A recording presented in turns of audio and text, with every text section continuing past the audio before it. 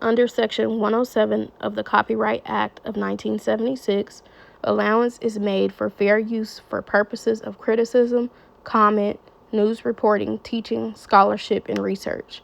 All content used in this video clip adheres to the fair use doctrine under the copyright law of the United States.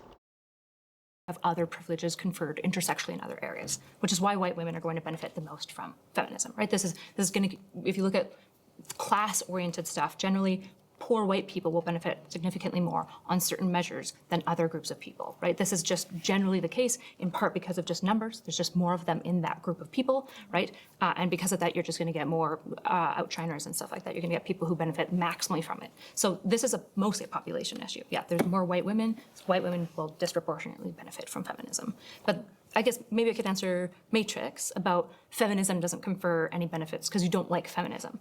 I think one of the issues, so one thing that happens on my tribe that I have a major issue with is we don't acknowledge any of the good things from the established institution, which they call patriarchy, that has benefited everyone, right? And I don't want to throw the baby out with the bathwater. Feminism just has given you a credit card. I don't know what else it could even, nothing else is attributable here, right? It just did give you the right to vote. Right? It did give you these choices. So I'm watching this feminist versus anti-feminist debate, and what stood out to me the most was not the disagreement that these ladies were having. It's the historical revision that's taking place. And the reason why I really wanted to talk about this mainly is because this conversation connects directly to a college assignment I'm currently working on right now, specifically surrounding book bans and how that impacts and directly correlates with the erasure of historical material within schools. So as you can see, one of the claims made by pro-feminism is that the reason why women have the ability to vote and have credit cards and participate in society is because of the feminist movement. And I'm going to have to be very clear about this now. That's just false. It's historically inaccurate. It erases the violence, the bloodshed, and the sacrifices that Black people endured to secure those rights for themselves. So today, I'm not here to argue emotions, but we're going to talk history. So let's start with something that we all can agree on both feminism and anti-feminism, right? White women absolutely benefited the most from feminism. That's not a controversial statement. It's a historical fact. The first wave of feminism was centered on white middle-class women. Their priorities were voting, property rights, the legal autonomy within the white society. Black women were largely excluded from that leadership, ignored in strategy, and treated as an afterthought if they were included at all. And this was intentional. Prominent white suffragists openly opposed Black men receiving the right to vote if it meant white women could not be prioritized. So the idea that Black women benefit from the feminist movement is historically false. Not only was it historically false, I found it to be downright disrespectful. A disrespect to the people whose lives were lost because of their grassroots efforts to rally up Black people to get them to go down to that courthouse and register to vote. That's where the conversation crossed from ignorance to straight up revisionist history for me. We didn't get the right to vote because of feminism. Black women didn't get the right to vote because of feminism. In fact, Black men and women organized, resisted, and died for that. You had Black people who were so scared to lose their jobs, lose their life, get their houses burned down, their families murdered and killed, that they didn't even go. They would get into it with the people who were knocking on their door to try to get them to go sign up for something that they had legal authority to, quote unquote. So let's talk about Mississippi. They weren't having polite debates on panels. The stuff that you see happening today was not happening. They were being beaten, jailed, fired, terrorized, and murdered for trying to register to vote. I mean, if we're going to name names, you could talk about one of the prominent figures during that time, Fannie Lou Hamer. She was beaten nearly to death for simply attempting to register people. Civil rights workers were murdered for organizing voter drives. So when someone says something like, you can vote because of us, I need people to know how disrespectful that is to the people who actually have to pay the price. The Voting Rights Act didn't fall out of feminism. It came from blood. So, and here's the uncomfortable question that nobody on that panel asked. Where was the feminist movement during the height of the civil rights movement? Because when black people were being brutalized in the South, white feminist organizations were silent. So the question becomes why? Well, that will tell you about the organization efforts and how that structure happened. Because real solidarity would have required risking white safety, white comfort, and proximity to white men. So the white women who had already secured increasing protections inside their homes and communities chose that stability and solidarity instead of the afterthought, which would be black people. So I want to be clear when I say this: choosing safety doesn't make someone evil. What then turns that conversation disrespectful is by trying to claim credit for battles you didn't fight. That's where the problem comes in. Another claim that was thrown around is we gave women financial freedom via credit cards. Again, this is where nuance is going to matter. White women gaining access to credit does not mean black women then gain access to said credit. Anti-discrimination laws expanded on paper, but racism didn't all of a sudden disappear. Black women were still redlined, still denied home loans, still excluded from higher paying jobs, if they even got to work at all. So when people say women got financial freedom, what they really mean to say is white women gained access. So when the speaker touched on intersectionality and its existence, it perked my ears up for a minute because I thought, oh, maybe she's going to be honest. I thought wrong. It existed within that mainstream feminism because they refused to address race. It existed because black women were expected to support movements that didn't support them back. So no, I'm personally not rejecting feminism. I'm rejecting the lies surrounding it. I'm rejecting the erasure of the black struggle. I'm rejecting the idea that proximity to power equals authorship of progress. The speaker mentions intersectionality, but then misuses it. Intersectionality doesn't say whoever has the biggest population wins. It says power stacks. And the way that it was talked about so casually kind of just seems like, we just stumbled upon the benefits of this because there were more of us. No, that's not the case. And then we get into the patriarchy conversation. This part is imperative because when the speaker says we don't acknowledge the good things patriarchy gave everyone, what they're really doing is flattening history. Patriarchy didn't distribute benefits equally. It distributed order and enforced it through race, class, and gender hierarchies. Starting with white men, then white women who benefited through protection, inheritance, and legal proximity, and black people benefited last, if at all. So saying patriarchy benefited everyone is like saying feudalism benefited everyone because roads existed. So when the speaker says you can dislike feminism but still appreciate what it gave you, I have a problem with that because you cannot force gratitude for something that didn't deliver access equally. And that's where the argument becomes ideological instead of historical. The speaker isn't saying here's what feminists did and here's where it failed at.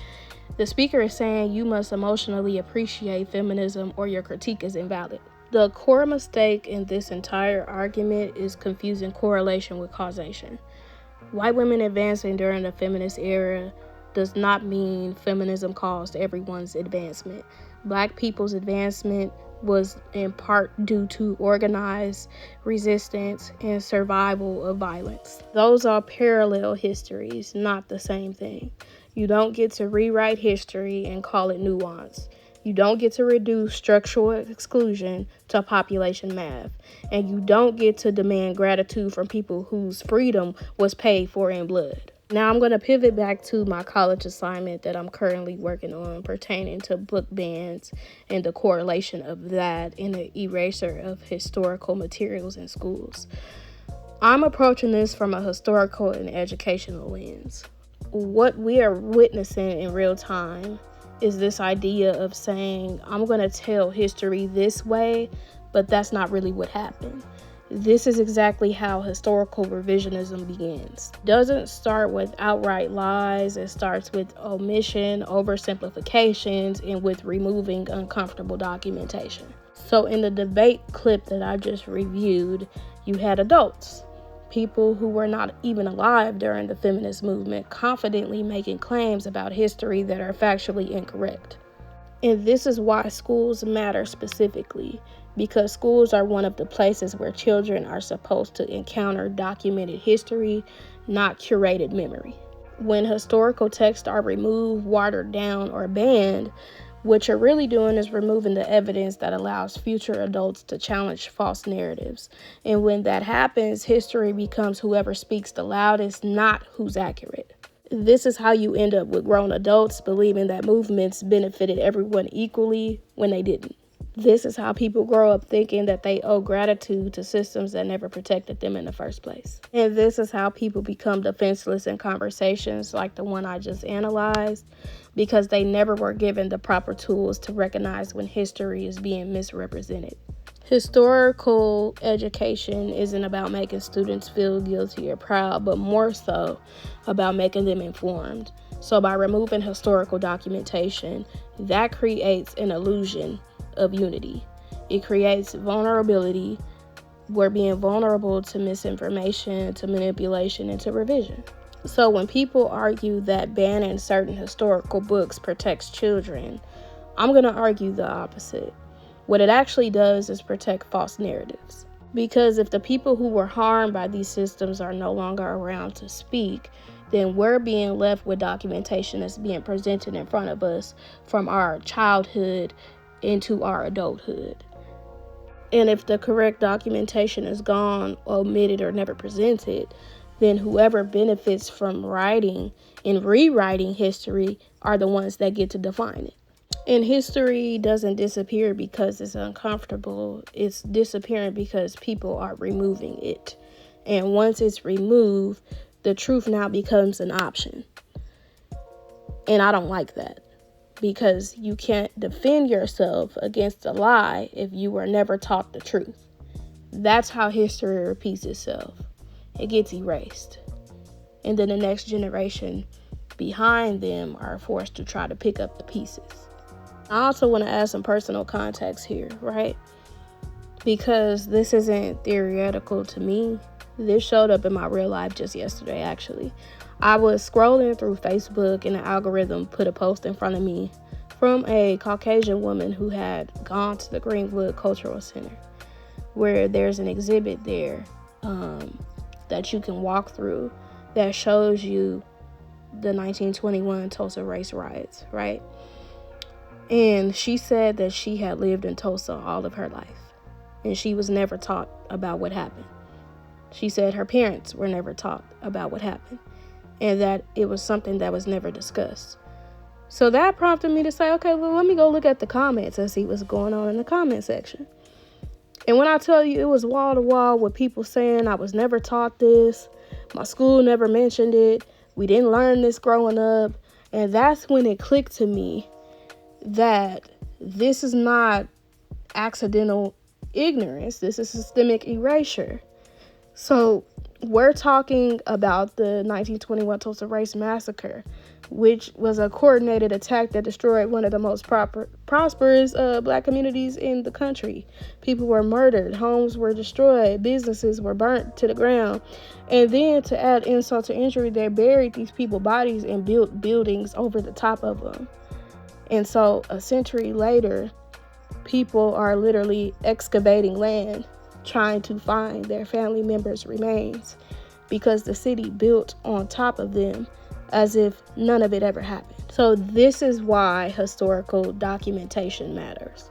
And this is why banning books and restricting access to certain curriculum becomes dangerous. Because when people who lived through these events are gone, the books are all we have to tell the truth. The historical documentation is all we have to tell the truth. So at that point, you're allowing for history to be revised to fit those who are more comfortable with a different story being told. And it's not about shame, it's about identity. We don't want to continue feeding kids sanitized history. They need to know who they are. They need to know where they come from. They need to know what happened on the land that they live in. Because these are truths that have to get passed on to their children. Especially when you have education systems that refuse to fill in the gaps because it makes people uncomfortable. And here's another question that I keep coming back to as I think about my educational history from pre-K until now. If I can be taught about Anne Frank, if I can be made to feel empathy for this person as a child, sorrow, and understanding for a genocide that didn't happen on American soil, and I had no role in, why am I not taught the same seriousness about American history? Why is it acceptable to teach children about atrocities abroad, but controversial to teach them about atrocities that happened here? I want to end this by bringing everything full circle. What we watched was a snippet of a debate where revision, half-truths, and confidence in things that didn't actually happen is present. When you don't teach people the full history, they don't grow up neutral. They grow up misinformed. And misinformation is not harmless. It shapes how people see themselves. It shapes how they see others and how they understand power. History doesn't become less real because it makes America look bad. History becomes more dangerous when it's hidden. And that's the bottom line.